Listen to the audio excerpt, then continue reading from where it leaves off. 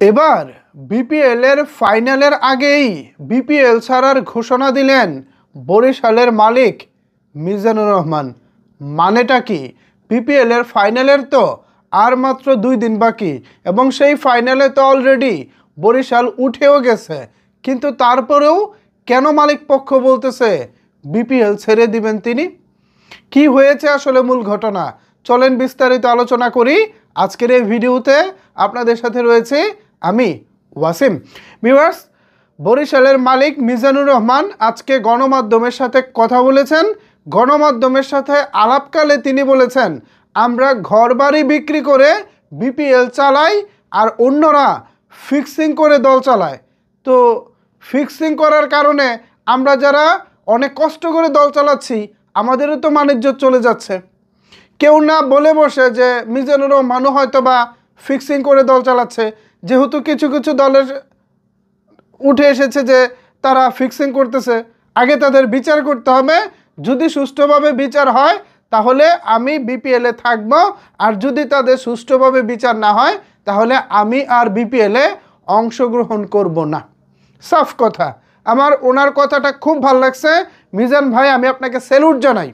আসলেই তো আপনারা যারা কষ্ট করে দল চালাচ্ছেন, বরিশাল, রংপুর, খুলনা, আরেকটি দল আছে সেটা হচ্ছে সিলেট, এই বেশ কয়েকটা দল, ঢাকা, তাদের বিপক্ষে না পেমেন্ট ইস্যু বা ফিক্সিং করেছে এই ধরনের কথা জোরালোভাবে কেউ বলতে পারে নাই।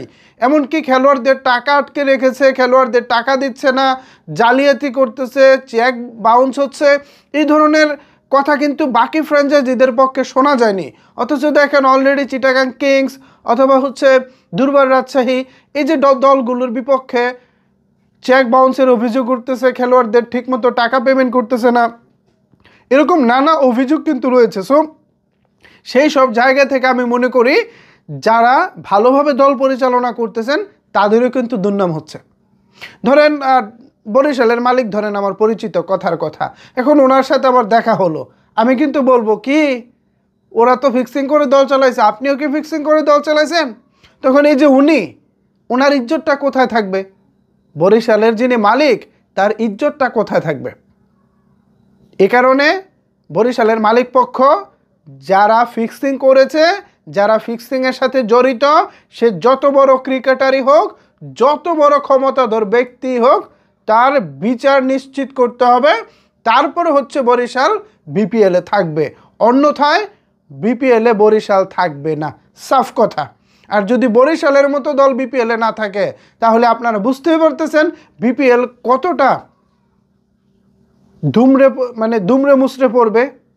বিপিএলে একটা আশার আলো ছিল এক সময় কুমিল্লা ভিক্টোরিয়ান্স, আর এরপরে এখন আশার আলো হচ্ছে বরিশাল, তারপর হচ্ছে রংপুর রাইডার্স।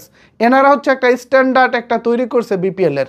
সো এনাদেরকে ধরে রাখতে হবে, ওনাদেরকে হেলাফেলা করে ছেড়ে দিলে চলবে না। ভিউয়ার্স, আপনারা কি মনে করেন এ বিষয়ে? আপনাদের মূল্যবান মতামত নিচের কমেন্টস বক্সে জানাতে পারেন।